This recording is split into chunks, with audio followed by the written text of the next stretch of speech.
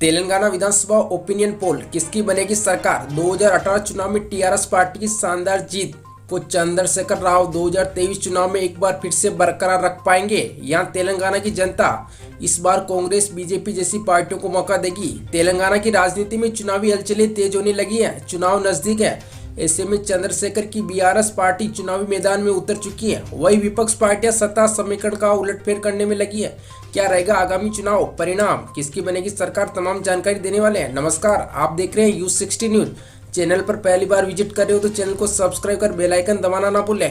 तेलंगाना विधानसभा 119 seat का सटीक opinion विश्लेषण, किसे कितनी सीट। तो सबसे पहले बात की जाए निजामाबाद की 6 सीटों की बात करें तो बीआरएस पार्टी चंद्रशेखर राव की पार्टी को 3 सीटें मिल सकती है, वही कांग्रेस को 3 सीटें, बीजेपी को 0, एआईएमआईएम पार्टी को 0 तो अदर को 0 सीट निजामाबाद से मिल सकती है। मेडचल की 5 सीटों की बात करें बीआरएस पार्टी को 2 सीटें, वही कांग्रेस को भी 2 सीट मिल सकती हैं।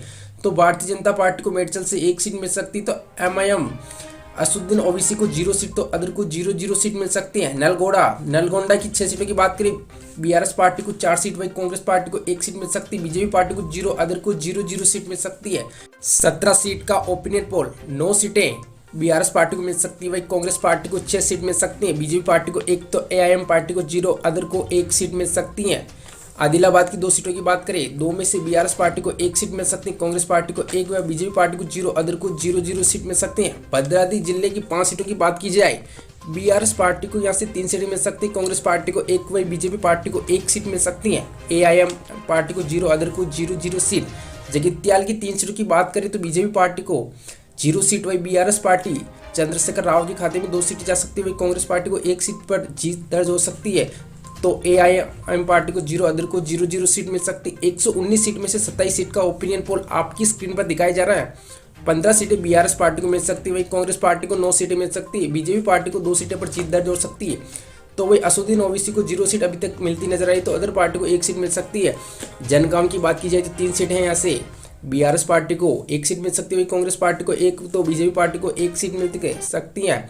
एआईएमआईएम पार्टी को 0 तो अदर को 0 सीट मिल सकती है। जयशंकर भूपति की 2 सीट की बात की जाए तो यहाँ से बीआरएस पार्टी को 2 सीट मिल सकती है, वही कांग्रेस अदर पार्टी की बात की जाए तो यहाँ से 0 सीट मिल सकती है। कामारेड्डी की 3 सीटें बात की जाए, 3 सीटों में से बीआरएस पार्टी को भारतीय राष्ट्रीय समिति पार्टी को 2 सीटें मिल सकती है, वही कांग्रेस पार्टी राहुल गांधी को 0 सीट, वही बीजेपी पार्टी को 1 सीट मिल सकती है। वही Asaduddin Owaisi party AIM party को 0 अदर को 0 सीट मिल सकती है। 119 सीट में से 35 सीट का ओपिनियन पोल आपकी स्क्रीन पर सीधे दिखाया जा रहा है। 20 सीटें बीआरएस पार्टी जीत सकती है, वही कांग्रेस को 10 सीटें मिल सकती हैं, बीजेपी को 4 सीटें अभी तक दिखाई दे रही जाती हुई, एआईएम पार्टी को 0 और अदर को 1 सीट मिलती नजर आ रही है।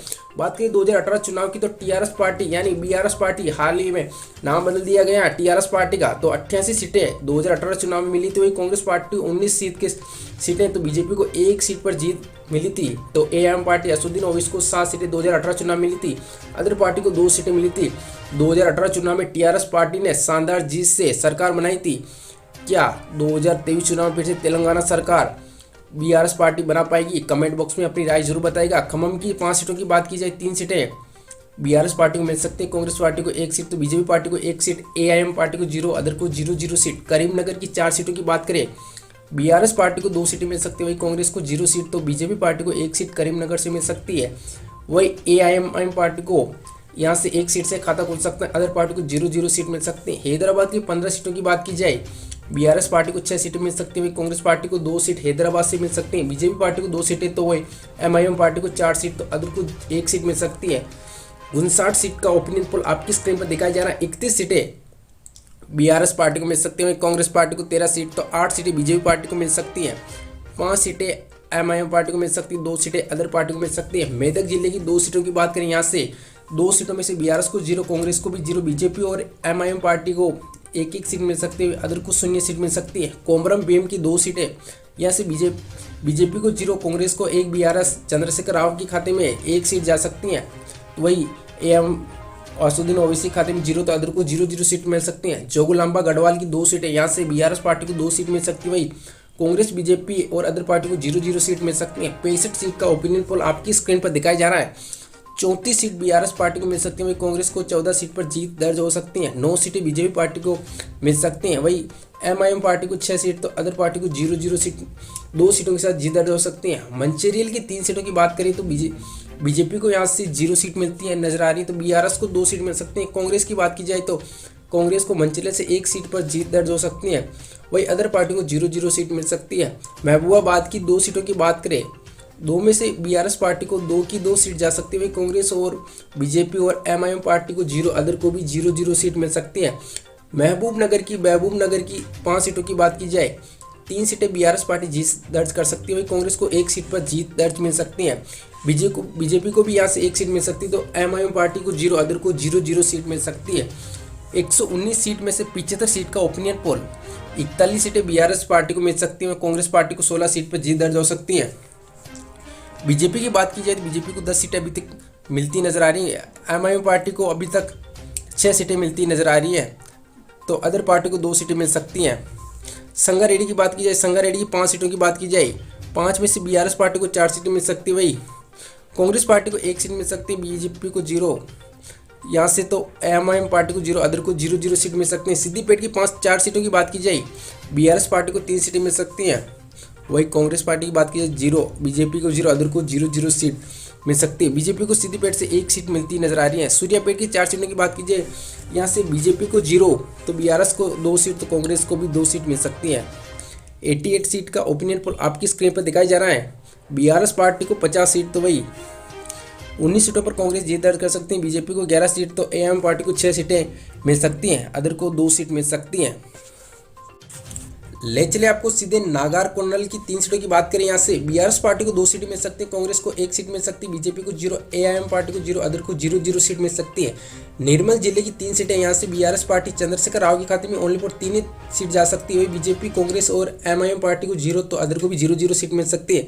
रंगारेड्डी की 8 सीटें की, रंगारेड्डी की 8 में से 4 सीटें बीआरएस पार्टी को मिल सकती है, कांग्रेस को 1 सीट पर जीत दर्ज हो सकती है, बीजेपी को 2 सीटें मिल सकती है, तो एएमआईएम पार्टी को 1, तो अदर को 0-0 सीट मिल सकती है। 119 सीट में से 102 सीट का ओपिनियन पोल आपकी स्क्रीन पर दिखाया जा रहा है। बीआरएस पार्टी को 59 सीटें मिल सकती हैं, वही कांग्रेस पार्टी को 21 सीट के साथ जीत दर्ज हो सकती है, बीजेपी को 13 सीटें मिलती नजर आ रही, तो एमआईएम पार्टी को 7 सीट, तो वही अदर पार्टी को 2 सीटें मिल सकती है। वारंगल अर्बन की 3 सीटों की बात की जाए, बीआरएस पार्टी को 1, तो कांग्रेस पार्टी को 2, बीजेपी को 0, एमआईएम पार्टी 0, अदर को 0-0 सीट मिल सकती है। वारंगल ग्रामीण की 2 सीटें, यहाँ से 2 की 2 सीट बीआरएस पार्टी को मिल सकती है, कांग्रेस बीजेपी अदर पार्टी का 0-0 से सुपड़ा साफ हो सकता है। वानपत्ती की 1 सीट है, 1 सीट बीआरएस पार्टी को मिल सकती है, कांग्रेस बीजेपी अदर पार्टी को 0-0 सीट मिल सकती है। 119 सीट में से 108 सीट का ओपिनियन पोल, 63 सीटें बीआरएस पार्टी को मिलती नजर आ रही, कांग्रेस को 23 सीटें मिल सकती हैं, वही बीजेपी की बात की जाए 13 सीटें मिल सकती हैं, एमआईएम पार्टी को 7 सीट, तो अदर को 2 सीट मिल सकती है। विकाराबाद की बात की जाए, 4 सीटों की बात करें तो बीजेपी पार्टी को विकाराबाद से 1 सीट मिल सकती है, वही बीआरएस पार्टी चंद्रशेखर राव को 2 सीटें मिल सकती है, कांग्रेस को 1, तो अदर को 0-0 सीट मिल सकती है। पेतपल्ले की 3 सीटों की बात की जाए, बीआरएस पार्टी को 2 सीटें, कांग्रेस पार्टी को 1 seat, BJP MIM party other को 0-0 सीट मिल सकती है।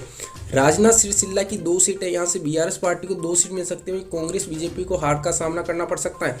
117 सीट का opinion poll, 69 seat BRS party को मिल सकती है, कांग्रेस पार्टी को 25 सीट, तो बीजेपी की बात की जाए 14 सीटें अभी तक मिलती दिखाई दे रही है, एमआईएम पार्टी को 7 सीटें, तो अदर पार्टी को 2 सीटें मिल सकती हैं। यादाद्री भूनगरी लास्ट विधानसभा क्षेत्र की बात की जाए, 2 सीटों की बात की जाए, बीआरएस पार्टी को 1 सीट मिल सकती है, कांग्रेस को 0, बीजेपी को 1 सीट यहाँ से मिल सकती है, एमआईएम पार्टी असुद्दीन ओवैसी को 0 सीट मिल सकती है, वही अदर को भी 0-0 सीट मिल सकती है।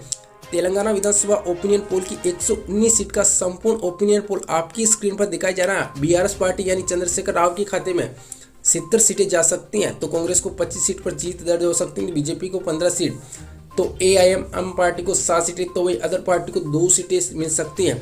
तो तेलंगाना में फिर से चंद्रशेखर राव एक बार और सरकार बनाती दिखाई दे रही है, तो बीआरएस पार्टी फिर एक बार भारतीय राष्ट्रीय समिति पार्टी बीआरएस पार्टी एक बार फिर तेलंगाना में गठ बना सकती है, वही कांग्रेस बीजेपी एएमएम पार्टी को हार का सामना करना पड़ सकता है। तेलंगाना से तो कमेंट बॉक्स में राय जरूर बताएगा, तेलंगाना में बीआरएस की बनेगी सरकार या इस बार भारत जोड़ो यात्रा से कांग्रेस पार्टी राहुल गांधी की पार्टी बनाएगी सरकार, तो कमेंट बॉक्स में राय जरूर बताएगा। साथ ही चैनल को सब्सक्राइब कर बेल आइकन दबाना ना भूलें।